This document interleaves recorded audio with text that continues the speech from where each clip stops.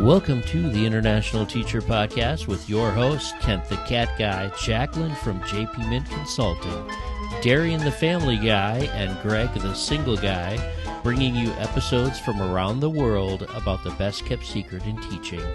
You got it, international education. Welcome to the show. Hey, everybody. Welcome to the International Teacher Podcast. I am one of the co-hosts, Jacqueline from JP Mint Consulting, and I'm joined here today with Greg the Single Guy. Hey, Greg. You caught me mid-drink. I caught you mid slurp. So, Greg, how's everything going in your summer? Why, funny you should ask. Everything's pretty much the same. Well, I'm really excited. To talk to our very special guest. You might recognize him. It's Kent the Cat Guy. And you might be thinking to yourself, wait, I thought he was a co-host. He is, and he will remain a co-host. However, today's episode is all about his repatriation to the United States of America. And we have to change our title to Kent the Cat's Guy with a plural, yes. right? Oh, that'll be all we'll let you part talk of the about update. it. And That's going to be the update of the year. Woo-hoo! Thank God. Yeah, I'm not doing anything. Please tell us what's going on, Kent. What's new? well, I'm here in Bellingham, Washington. For those of you who don't know it, it's Washington State, about 30 minutes from the Canadian border. Beautiful day out today, about 78 degrees Fahrenheit, and for you Canadians, that's about 24. I'm going to say about 24 degrees Celsius. Absolutely beautiful, lovely. The air quality is good, except for some of the northern forest fires are kind of messing with our air a little bit, but couldn't be happier to be in this part of the world. That's repatriation weather, isn't it? Like final repatriation. Yeah. Well, we live here now. This is where the home is at. We've exited Saudi Arabia, and now we've entered another foreign country, the United States. Left all his friends behind. So we got to backpedal. Because I remember when Greg told me that you had repatriated, I was shocked. So none of our listeners, including co-hosts, had any idea you were leaving international teaching. So tell us before that decision was made, what was happening? So the listeners will know that we just finished 11 years in Saudi Arabia. And somewhat prior to that, we finished 3 years in Yemen. So that's 14 years. I've hit 55 years old, which, which kind of, I would call it a semi-retirement. I'm not rushing off to get a job, but I've been told that if you don't work, they stop sending you a paycheck. So we'll see how long this lasts for.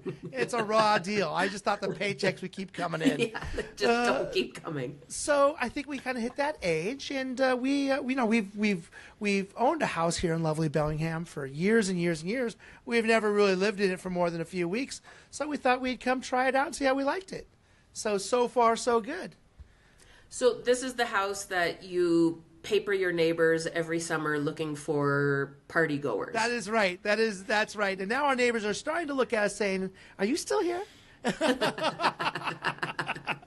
Very nice. So yes, this is the neighborhood where we've unsuccessfully tried to throw neighborhood parties for several years now. And it's a house, not an apartment? It's a townhouse, so it's a part of a, what do you call it, a fourplex or whatever. So it's a complex of townhomes, which is nice because we're within walking distance of many areas of town. And so the decision making, was that sort of part and parcel with, okay, we're not moving to the next country, we're going to go back home? That's a great question. We wanted to take a little bit of time off, trying to get, going to the doctor, trying to take care of a few health issues, nothing major. But we thought we would try living here for a little while and see how it goes. I think the thing about Saudi Arabia is that there's two phases that you find yourself in when you work there, and Greg can share to us what phase he's in there. Just enough and way too much. So there's just just enough time to spend there, and then there's way too much. And if you time it wrongly, then it's difficult. So way too much could happen at the beginning of a 2-year contract or something. Yeah, right. I mean, if you cross a line living in Saudi Arabia to the point where it's too much, then then you find yourself, I don't know, you got to like where you work, and they got to like you where you work, and you want to kind of exit when those two things are still true. I'll just put it that way. Yeah, we still sort of liked Kent, right? Or they still sort of like you, and you still sort of like them, because the alternative is that they're like chasing you out of town. So we were getting close to that point where they were probably looking at me going, okay. And there wasn't any kind of mandatory retirement age. They didn't say, oh, you can't get like... That's at 60. Work yeah, visa. no, Okay. Nothing like that at 55. No, Okay. We could have easily continued on till 60, but then the month you turn 60, they say you're done.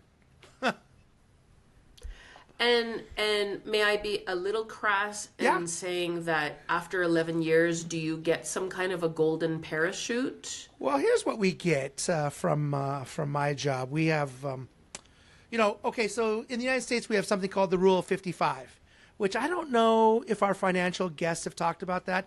That's where if you separate from a company after you've turned 55, you can draw on the pension funds from that company without a 10% penalty.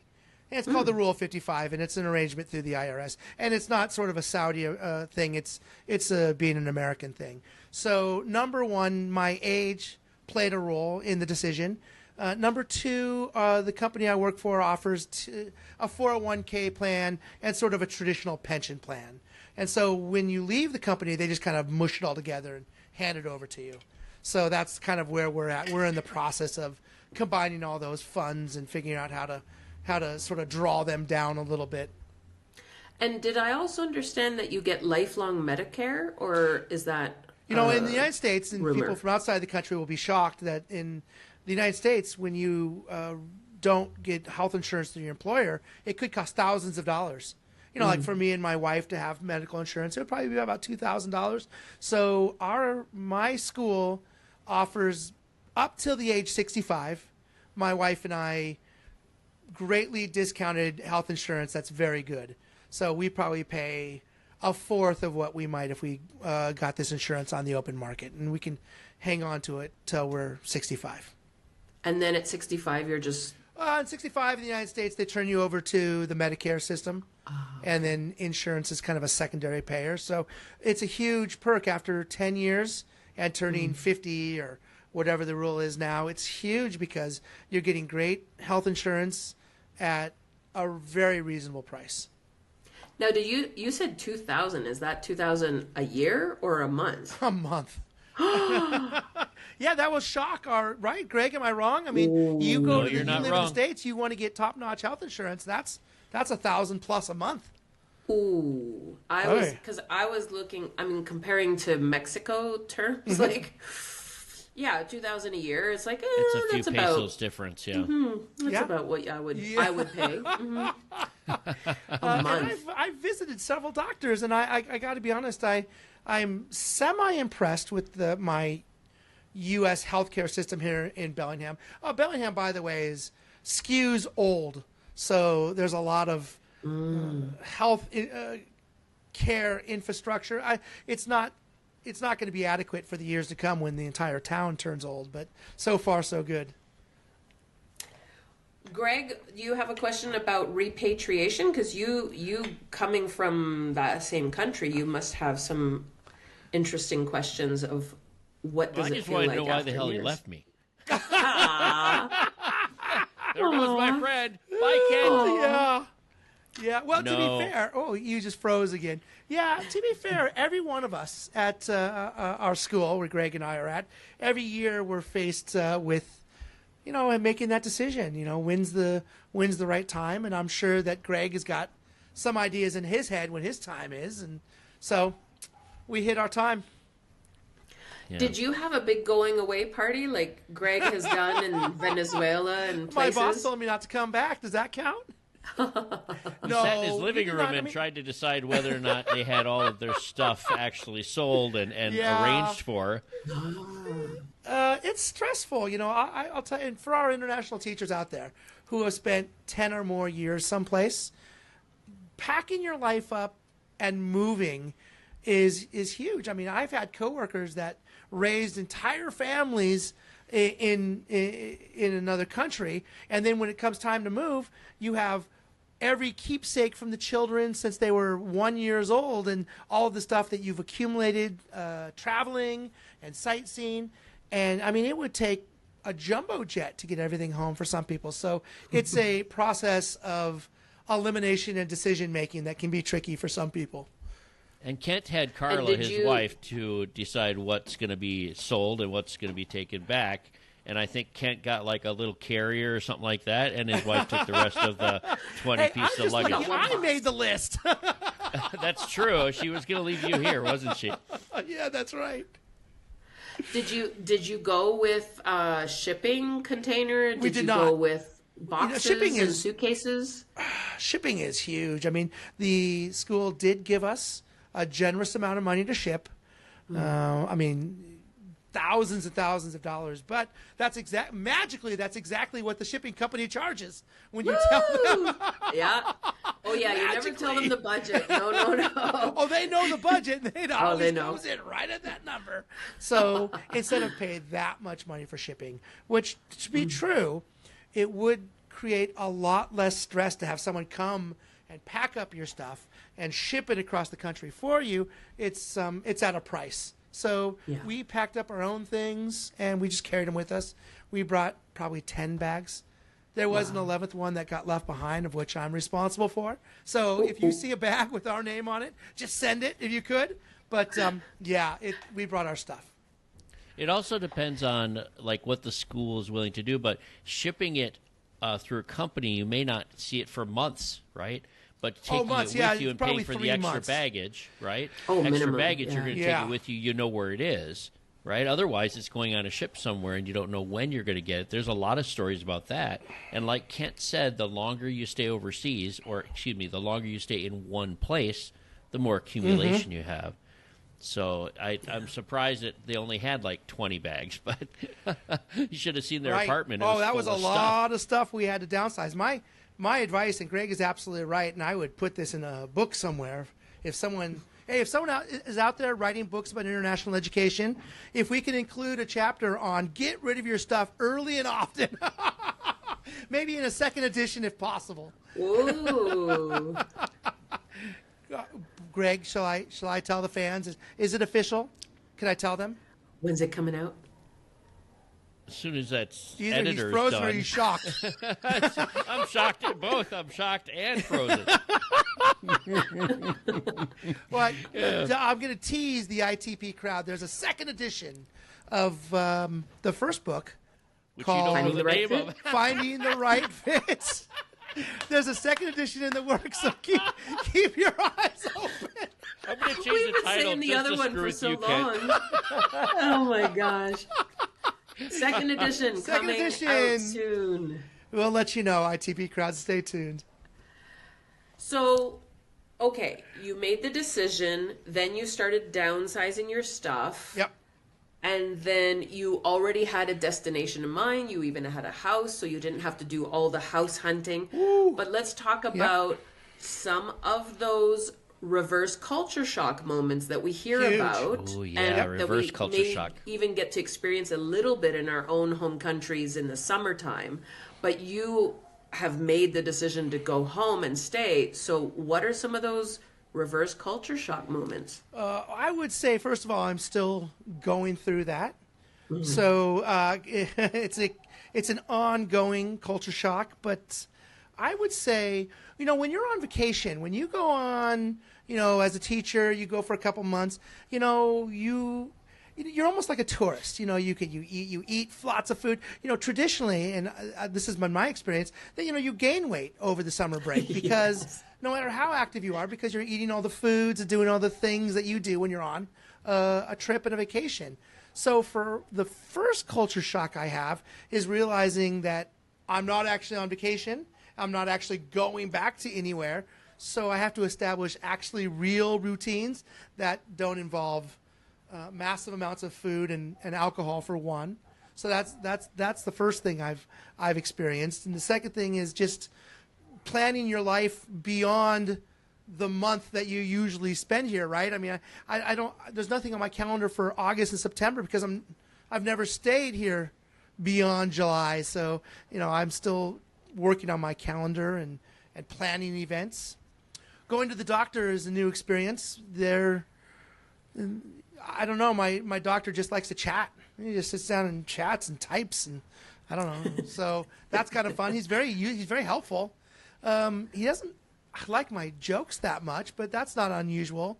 You can't solve that one. Is he Doogie Howser's age? Yeah, he's really young. He's really young. He looks like just out of his 20s or something. Mm-hmm. That's because nice you're old, Kent. Everyone looks a little bit younger as you get older, right? There's a point where you start to see these doctors start getting younger, or is it that I'm getting older? How many teachers go like, didn't I teach you? Did I have you in 4th grade? Well, Kent, he's very optimistic.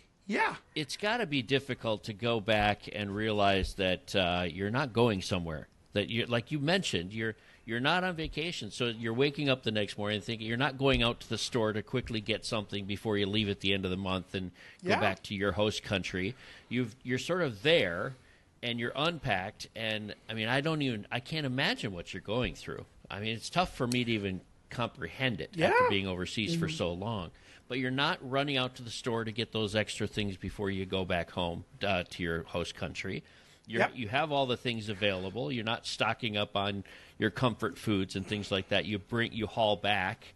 So now you're back for a long time. The right size underwear, the right size socks, all that stuff. You don't need to stock up and hoard. You can just go to a store anytime you want. That's right, and I'm still going through that because it's not till about now that I'd be getting ready to hit the airport, head back to my school country. But right now, my time is my own, and I still wake up in the morning going, what am I going to do today? I think it's a honeymoon period for you right now. Yeah, I'd say it's still a honeymoon period. Everything's still pretty magical, except for the guy in traffic the other day who showed me his special finger. But I will say we got cats. We waited a year. The ITP crowd will know about this time last year. We lost Nunu, so I was pretty much not the cat guy. I was just the guy for a year, and now I'm the cats guy. We got 2 cats, and so that was a lot of fun for us to spend a week shopping and meeting cats. One of them is not feeling very well. We just brought them home yesterday, which is why I've been kicked out of my regular room and been put into Darian's closet, I guess. So anyway, exactly. We're really excited around the house because kittens are, are they kittens? They're kittens. They're 3 months old, and so we don't want to go anywhere for a couple days because watching these things run around. They're a lot of fun. And you've only been home for a month or so, and you already went out and got 2 cats. I think that's fantastic. Yeah, we have not been home for a month yet. You. That's right. And we knew for the last year that we were going to have cats, but it didn't make sense to get them and then try to travel with them. As the ITP crowd knows, traveling with pets can be stressful and very expensive. Especially Air India. So, right? Yeah. I was just mentioning there was an episode way back in the first 10 or so we interviewed. Oh, that's the Pews. Was that the Pews? The Pews interviewed with us and talked about how their cat was they've been banned from India Airlines for life. Unfortunately, they were in the news for other reasons most recently, but well, that's for the Patreon account. That's what I was. I would like to update the ITP crowd that the Pews, they did end up, those 2 cats, they did end up living a full life. And now they've got 2 more young ones that they're raising, and when they plan, and I love this, and when they plan to repatriate after their time, at our school, they're going to buy seats on the airplane for their cats. So they're in carriers. In carriers. They can put the carrier on the seat. That way they're guaranteed, because, when you travel here, they only allow like a certain number of cats in the cabin at a time. They better put some really good locks on those carriers. That's all I can say. Otherwise, they're going to be banned from another airline. So, people plan ahead. I mean, you've got to be savvy if you're going to be a pet owner. So we waited till we repatriated, and about here a month later, since we got in, we finally are very excited and happy to say that we're cat owners now. We've got names for the kitties? One of them, Taffeta, which is, we've dug deep on that one. Yeah, we dug deep. Miss Carla, Miss Cat, loves to name animals, and she won't name them after humans. Yeah, I think it might be. We're digging deep. She's gone to Roman. We've gone to Norse mythology. So the second one is unnamed as of now. So in honor of Miyazaki, there is a character. Has anyone ever seen Spirited Away? There's a character called No Face, N-O-H, Face, and he's from Japanese No Theater. So I've called her No Name, N-O-H-N-A-M-E, until and she's got mostly white. That'll stick, and she's not happy, and my wife is not happy, but so these are the things, right? I mean, when you're an international teacher and you're getting ready to teach, you're not sitting around for weeks on end thinking about cat names, and that's nice. Our life at the moment. All right, let's take a moment for a little commercial about how to get in touch with us. You can, of course, find all four of us at the itpexpat.com. That's www.itpexpat.com. Or you could also find us at email at internationalteacherpodcast@gmail.com. We look forward to hearing from you. Or if you're into Facebook, we have a new Facebook group at www.facebook.com/groups/ITPexpat, where you can find all kinds of inside information about ITP Expat. You can also find us on Instagram at ITP Expats. That's with an S. ITP Expats is our handle. All right, and thank you, listeners. We have over 100 countries represented by our listeners, and though we're not monetized, we are here for you, and we would like to thank all of you for listening. So let's get back to the show. So what about, you said semi-retirement, but are you considering heading back to the American classroom at any point? Well, yeah. I mean, I look out my window and there's an elementary school down the road, and there's 7 or 8 in my little town here, and a whole bunch of 7 surrounding school districts. I think 2 things come into play when you semi-retire, and I'm sure Greg all of us will face that question. Warning the local community. Yeah. In addition to that, 2 questions: do I have to work, and do I want to work? So I guess probably at some point we'll want to work. My wife, Miss Cat, and I will want to work for both of those reasons. One, to keep some form of income, but number 2, as much as I'm not a big fan of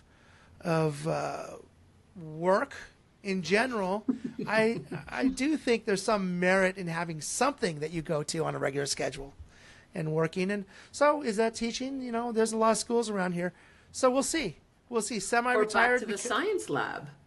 Yeah, science lab. I wasn't the ITP crowd will know that I trained in microbiology and biochemistry coming out of college before becoming going back to school at night to be a teacher.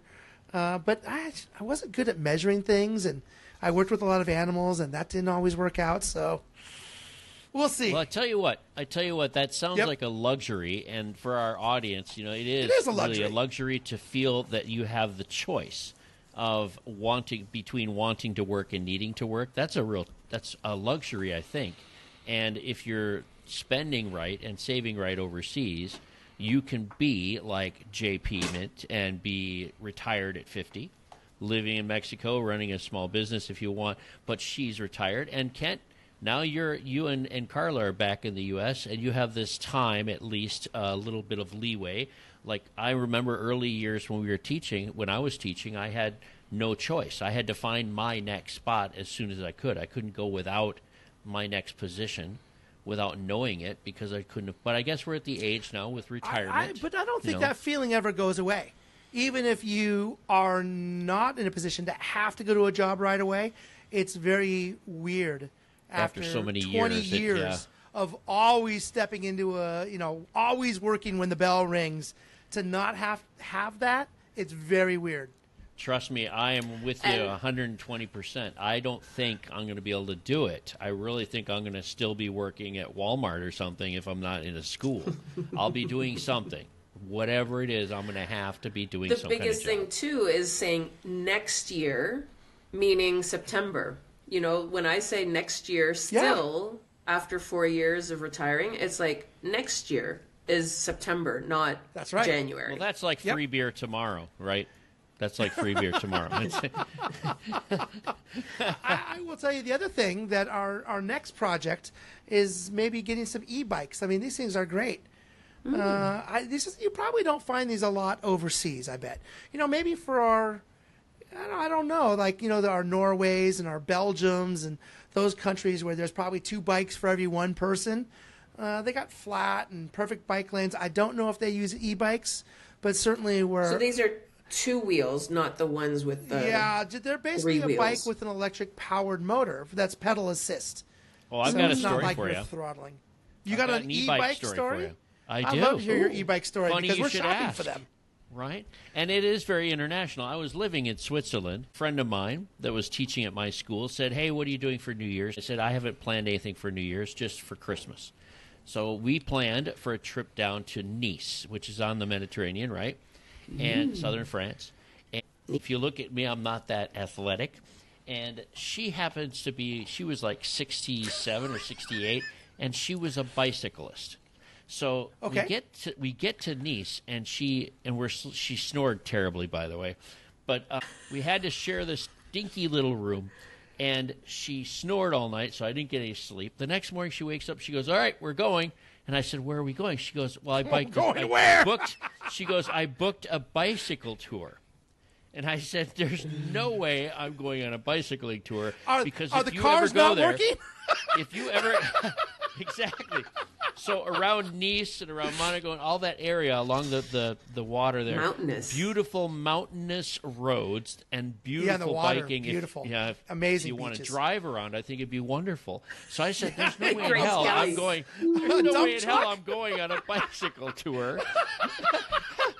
So that day, I went off and did my own thing, sat in some nice cafes, et cetera, et cetera. Then we met for dinner that night.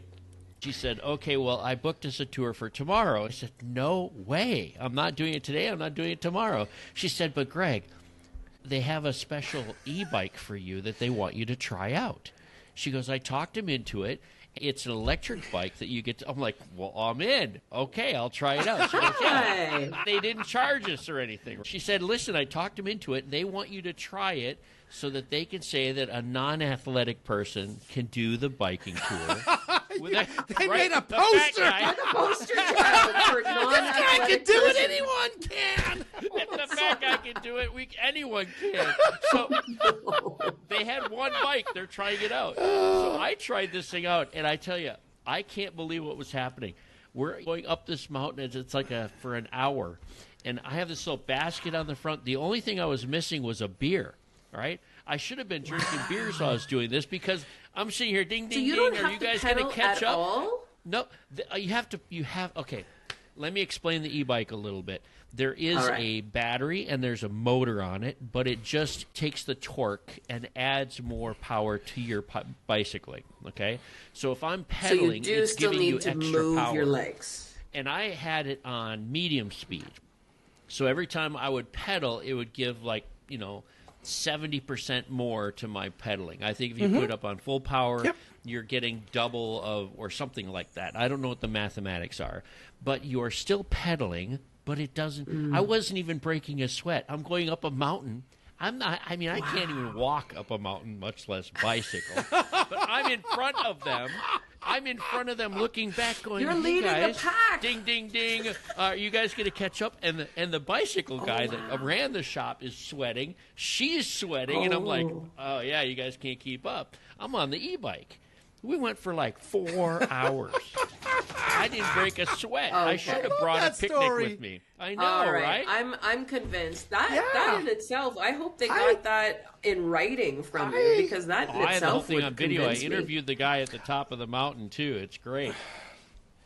I do. I'm really looking forward to e-bikes. I test rode one the other day, and they're amazing. They're fantastic. I couldn't recommend They these are. more. Yeah. As a matter of fact, in our old little village where Greg and I live, some people will have them shipped in or crate them in, and I see 3 or 4 of them around the neighborhood in our old school. But yeah, I'm all in on these things. Kent, I really think you should speaking of get one because it makes you feel like you're exercising, but you're not really exercising. You are exercising though, because you are Not in control. really. You could turn the power down or turn it up. So But I you have won't. an absolute blast. All right. Well, I have a dietitian now. Okay, so let's get back to this healthcare thing. I have a dietitian now. She says, well, you should set some goals for activity. And I said, well, I don't know. What does that mean? She's like, I don't know. Well, some of my clients set a goal to climb a mountain. And I looked at her and said, why would anyone do that? I mean, Without an e-bike. you could see the mountain. You could see the mountain. You don't have to climb it. And what was her response? And besides, you can't even. Well, just like my doctor, she's nothing. She got all doctory on you then, huh? I will say this, that when you're gone out of the country, and JP, you're an expat, you know this too, that people will ask you the regular questions that they ask people who live in those places. When you go to Canada, they ask you questions that are typical of Canadians, and you're like, I don't know. She's like, where do you typically go for your food? I'm like, I don't know. I mean, who was your doctor last year? I'm like, who knows? So I mean, how do you have to go through a very long story to answer the simplest questions? Well, it's just like, what brand of something did you eat? You're like, I can't tell you that one. So Got it from I would say answering typical everyday questions becomes an absolute struggle, and I think for all of us who are expats, for one day or a decade, we'll face that. You probably have to have some kind of home. what do you call it? When you need to get drugs, you probably need a prescription, right? As opposed to Yes. being here where we just go to the drug guy, the pharmacy, which we call our dealer, pharmacist. and you can get anything from that Yeah. guy without And if having he any doesn't kind give it of... to you, you go to the one next door and they give it to you. And they give it to you. And that's in a lot of different countries. It's like that, right? Southeast Asia was the same way. That's Venezuela, you could get anything you wanted just by writing your own little script note, right? It's a note from my mother.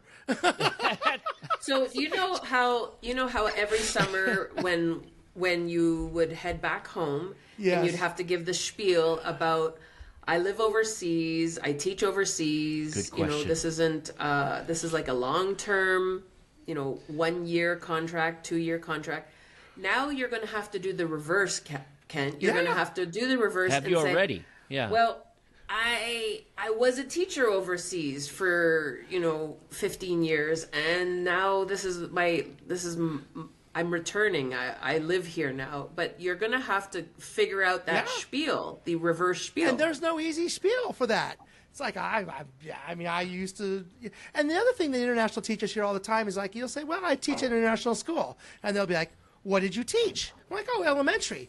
It's like, yeah, but what did you teach? Yeah. And they're like, don't you know. Ask speak the kids, Spanish? not much. You speak Arabic? Yeah. Right? Because you don't think of your international schools as having the same curriculum as your home country. People imagine that it's something much different. I have a plan. When I go for my year back or whatever, when I do my retirement at some point, my plan is I'm going to get a T-shirt made. It's going to say, yeah, I was a teacher overseas. No, I didn't live in a cave. No, I spoke English. I don't know those other languages. Yes, it was safe. All these short little answers that you end up doing before they lose focus. right? Because they don't have Bullet the pointed relationship. on the back, like tour dates. Right, tour dates. Oh, what a Yes, great I was idea. a teacher overseas, and then bullet points on the back. Teacher, and then tour dates on the back. What a great idea. Oh, we need to plan that I'm one. thinking, wait. ITP Second shirt, yes. edition, finding the right fit, and now we're going to have merch. T-shirts. I was going to say, the merch can we have for ITP ITP. merch? I think that's great. I think we need some ITP Yes, merch. I'm a teacher overseas, and then bullet points on the back. All ITP the answers. tour. Yeah. Little ITP. How about finding the right International fit in a Teacher little Tower. square peg in a round hole? Thank you. That's funny. Yeah. So I feel like we've explored a lot of the decision making you talked about and the sort of counterculture shock that you've experienced. Can you tell us some of the positives about moving back home and what kind of gets you jumping out of bed and excited for the day? Well, I think number one is I'm just fascinated that, I'm fortunate I have good health care for the moment, here in the States, because it's rough in the States, and it's going to be a challenge for international teachers if they don't have a health care plan when they repatriate. But I'm just impressed that I've got a doctor who will see me within a couple days' notice. He's giving me a dietitian. I have a GI doctor, all within a week. They just start coming up and making appointments, and they're just willing to jab you wherever. So that's a bonus, maybe. I don't know. Wow. So I've been impressed. I've been impressed by that. People are nice. I mean, overall, the United States is struggling a little bit with its niceness these days. But for the most part, we went to the cat cafe, and the two ladies who run that place are just dedicated to cats. What's the cat cafe? That's their thing. That's where you just sit there and hang out, and there's cats. And they People serve just bring you their coffee. cat. Or You bring your cat? no, you don't bring your cat. They already have the cats. They're residents of the cat this a colony. national And thing? they're just I think it started in Japan, right, Ken? yeah, Where it the was, and as a matter of fact, it I've has a been Japanese to name. Puppy Cafe in Yep. Tokyo. Oh, it was so I nice. just- You get all these little puppies. I think people just they're dedicated to whatever craft they're doing. The cat cafe ladies, they know cats. You're trying to find your people, though, and that's going to be a challenge moving forward. You're trying I to would find say the so. people that will embrace and understand your sort of international perspective at the same time, want to hear some of those stories, but We maybe try not to- all of them. We try to chat with our neighbors, as you know, and with limited success. One of the neighbors, I think the dog likes me better than the lady who owns the dog. The neighbors, sometimes you say hi to them and they look at you like you're an alien. But I got some other neighbors who do like martial arts, and we sit around and chat about where you go to do that. Where's the best place in town?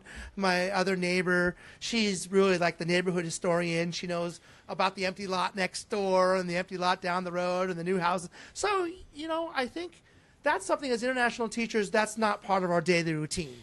Talking to the lady who's the neighborhood historian, talking to the guy next door who's, kind of the martial arts guy. So I've really enjoyed that. I really love walking, just strolling, and meeting people and chatting with them.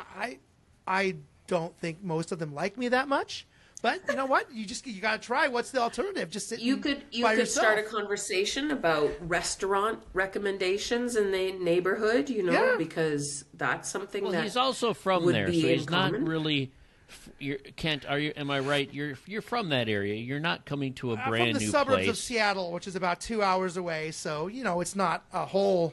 But you're No, in the it's not same a whole new state place as for me. opposed to a new country. I think you're in a new state. You're in the same state in a different area. Yeah, but I think this is true. Yeah, sorry. No, go ahead. Tell me. Oh, I was just going to say, is this true of where you guys are from as well? That you'll be like, well, I arrived here in 1990, and then they look at you and say, oh, so you're new. So you're not really from here. Oh, wow. So there really is that. Most of us are outsiders here. Wow. Well, it's hard. It's tough for me every summer heading back to Ottawa and saying, well, where are you from? And it's like, well, I grew up in Ottawa, but I didn't live in Ottawa until, past 15 years old. I think a big thing is if you haven't learned how to drive in the city that you grew up in, you don't really know the city. Like I hear names of streets and I'm like, I have no idea where these things are. I've heard them all my life, growing up there.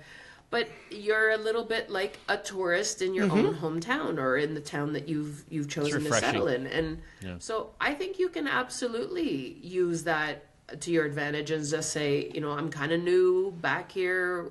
Where's, the freshest avocados and where am I going to get a good price on my fresh fish and things like that. Well, we with wear neighbors, two different hats usually. I don't know, but you guys would probably agree with me. I wear two different hats when I go home to the States. And it doesn't matter which state I'm in, usually confusion. But when I go back to Wisconsin, for example, or when I go to Florida, and I'm familiar with both areas, I wear two different hats. If I run into somebody that's international and wants to start a discussion about travel, I light up like a Christmas tree, and wow, I can add to the conversation. And yet I've also trained myself to wear that second hat, which is where they talk, like Kent said, about that lot that's empty next door or the gas station that closed down and was replaced by a Taco Bell. I sort of fall into that. Or if someone wants to talk about their second mortgage or something, or their car doesn't start and they had to get a new one, or problems that they're having, or a speeding ticket, not about passports, about international travel or about customs. Those are the kinds of things that you put that other hat on, the local hat. And I think that Kent's going to weave into that real quickly. It's not. I believe that you're good at this. You're in the same state, so I think that normal hat of the local is going to come very easily to you, and it probably already has. You've just landed. You're still discombobulated, I think, right? You look like a new Kent. You got cats now too, so you're not going to be going too far. Yeah. Well, one of these podcasts, I'll introduce the cats. Lovely. I will say the other thing that you don't shake off easily. And ITP, the ITP crowd who's worked in a school for any amount of time will know that what consumes you for much of your adult life is school gossip. And so you wake up in the morning and the first thing you think is, oh man, what's the latest gossip? And I'm like, oh, it doesn't affect me anymore. You've cut the umbilical cord, that's for sure. Let me know if you need any gossip, Kent. Just give me a call later. Well, I will check with you. I'm sure there's always plenty. Not that I know any of the gossip. From one semi-retiree to another, Kent, the biggest thing will be when you do have to set a morning alarm. Yep. You hear it and you wake up with it. You'll be like, "What is that sound? What am I don't know that sound anymore." And in fact, one day I slept through it, so now I have to typically set two alarms, 15 minutes apart, because I slept right through it. I don't know how it happened. So you have to set up a routine. I did have a dentist appointment that I had to make, and I almost You have to have a routine of things to do. Kent, you're going to have to come up with a routine, it sounds like. That's what JP's sort of saying. Still working on that. Yeah, I do need to do that. Now, let me ask each one of you a question to update the ITP crowd. JP Mint, going into the fall, do you want to update the ITP crowd on how JP Mint Consulting is doing, or life milestones? Do you want to give us a quick update? Yeah, happy to. So we're heading into, right now at the time of recording, we're heading into August, and that's when people start reaching out to me and asking about, moving overseas and asking me questions. I'm happy to give them some answers and then sort of give them parameters of the different services I offer. So I'm starting to see an uptick in clients again in August. The typical, as a lot of our listeners will know, the typical recruiting session starts maybe say October. October typically is when a lot of the schools will start listing their open positions. So now, August, September is a good time to reach out to me and get me working for your CV, your cover letter, your interview skills, so that you're ready when October hits and all those positions start popping up. You have your CV ready, you have your cover letter ready, and you're ready for those interviews. But yeah, this will be my busy season is starting right about now. And just as we were recording this, I said, "Hey, I got a new client." So, it's starting to happen. And then the cool thing, so because JP Mint, my consulting business has been in business for 3 years now, and I'm in my 4th year, I am getting repeat customers. So, the teachers that went overseas or that were overseas in my first year are now coming into their 2nd, 3rd year of contract, and they're looking for moving on to new opportunities. And I, for the first time, have a JP Mint reactivation service. So it's essentially, my JP Mint peeps can reach out to me and they get their CV updated. So it's not recreated, but just updated with their latest job and their latest, extracurriculars and everything else and PD. And then they get the job lists, because as it turns out, those job lists that I find around the internet are starting to become, like, word of mouth is starting to spread about them, that people will not need to necessarily sign up for a platform, because I am on a lot of platforms and I can help them find those job openings.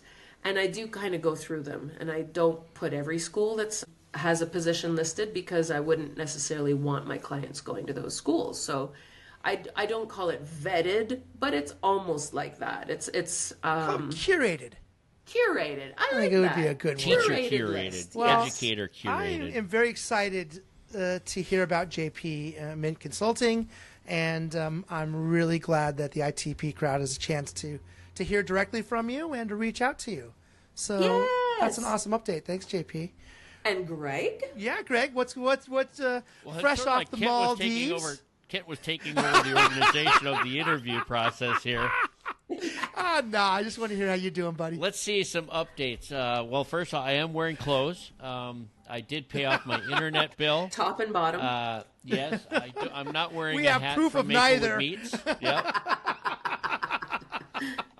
I'm not wearing a hat today, as you can see. But seriously, not a whole lot of updates on my part. The school's about to start. Some of us still have to work, and that starts in about 2 weeks. The kids return, I believe. And I'm all set for that. I'm going to be teaching technology and a little bit of future lab. And I'm excited to see who's coming back this next year. I think one guy's not showing up, and that's Kent. But I'm excited for Kent. I'm excited for Kent. That's one of my updates. Is I'm excited for Kent. He's paving the way for you, Greg. He's going to do the template for you. We've always been very fortunate at Greg and the school that Greg and I are. Me used to be at, and Greg's at, is that they pay us all summer. You got to be there. We get a little bit less summer break. We get paid year-round. Is it common that schools pay year-round? What is the trend these days for international schools and Not summer? only should a good contract include a 12-month pay scale, but in some cases, and I saw that in both of the schools I was in China, they add a 13th month instead of a retirement payment. So in fact, you get this little bump in June, just as you're about to head off on holidays, which isn't great for the retirement plan, because typically because the summer plan becomes, woohoo, I am loaded for summer. So yes, I would still recommend that you do try and invest that 13th month for your retirement. But I am always surprised if I hear of a contract that's 10 months, like a 10-month contract, and then I'm not surprised by that. There's a lot of schools that still do that. They pay you for 10 months, and then you have your summer, and you got to make that last, throughout the summer. Somehow I know that this is not a prediction show, but it feels to me as if some schools might move in the 10-month contract. I know that I've seen a little bit of the growth of that, and so keep an eye on it. Yeah. Well, it's worth scary investigating because, when you look at contracts. Yeah, absolutely. As teachers, I don't know. I want to know from you guys in your home country. In Canada, we get paid 12 months a year. So, is it that not par for the course? The U.S. model. The U.S. model is they take the number of hours that you work and divide it by 12, and they give you that. They take your. What am I trying to say here? I'm trying to say they take they give you salary. Your rate of pay times the number of hours you work, divide it by 12, and give you one of those payments each month. Does that make sense? They count your hours in the States? Yeah, you know what? Because it's not like we get paid in the summer. They just divide up what you get paid into 12 months check. You work for 10 months, but then they take that 10 months of pay and divide it by 12 and divide your pay up over those 12 months. So they're not actually paying you for 12 months. They're just paying you less for the other 10, I believe. Do I have that right, Greg? Yes, in some states and some schools in different states do have year-round school. So you're getting paid every month because you're working every month. Other schools in other states individually might just give you you have 10 months of work, have the summer off, but they pay you over the summer, like Kent was explaining, right? And I've seen other schools do that. Worked for schools, international schools, where they hold half of your summer pay until you return for your contract, and then they give you the other half of the summer. Yeah, I've had it's always a little sketch. I've had several. That's schools, a sign. And I've had several. You have to learn the hard way if no one's going to tell you about this. I've worked at some international schools where they only pay you for the 10 months, and then you have to make sure that you're making that. You need to save enough money to make it through that summer. I lived a whole summer off of $1,000 one time. You really, you sleep on a lot of couches sometimes if you don't plan out your summer. That's where the Taco Bell comes in. Right? Or you're working during the summer. I did construction one summer in between jobs, and that's a lot of teachers do second or third jobs all summer long and actually make more money than they do teaching in the States. But anyway, there's many permutations of what's going on with summer pay. And you're right, Kent. We're lucky to. Something else I want the ITP crowd to consider is when they're moving to a new school in a new country. Very often that onboarding session, and it could be 2 weeks, it could be 3 weeks, it could be a whole month. Very often that's unpaid. So you're hoping that the previous job will bring you up to that first paycheck, and that first paycheck might not come for a whole 2 months after you've arrived in a country. That bridging I can talk tricky. for hours about It this. is. Now That's we're right. talking, yes. But we've switched the whole show now. I think we're gonna go off. Can I steer us back? We'll have a fall show coming up. We'll have a fall show. Yeah, we'll have a return to We're talking school about show. retirement. Yeah. We're talking about the summertime that's coming to an end, and Kent is gone out of international teaching now for the time being, and he's that's the plan a lot of international teachers have. And I will mention one thing, Kent. I do have friends that went home after 2 years teaching in Honduras. They went back, and they were on our show before. They went back overseas after 17 years. Now, granted, they were younger than you and I are, and the three of us, but they did go back to the States for 17 years and then went overseas again. So I think it's going to be wonderful once you decide where to go, Kent. Just let me know so I can scratch that one off my list. Right? Yeah, scratch that one off the list. Hide. Yep, because we've been here for quite a while. But I look forward to finding out what happens with you, Kent. And you're going to have to keep going with that. He's still going to be one of our co-hosts coming from America, and that's great because we have an American educator point of view now. Whether you're teaching or not, you're in the States, you're in the know of what's going on there in my homeland. And I can't wait to continue these conversations and find out what keeps going with you. But we're all going to be virtually living through our guests that are coming on. I look forward to that so much. So go ahead. Anybody else? Nope.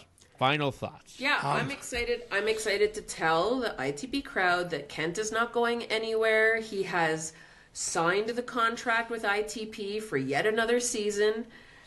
It's That's right. You can live off of those earnings. So, Kent, too, I'm going to write a check right now for you.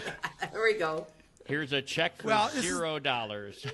This is a good opportunity, JP, to remind the ITP crowd that in order to bring you this content commercial-free, money-free, you'll need to send a check to each of the co-hosts to keep this going for free. So get those checks rolling in so we can keep this project rolling.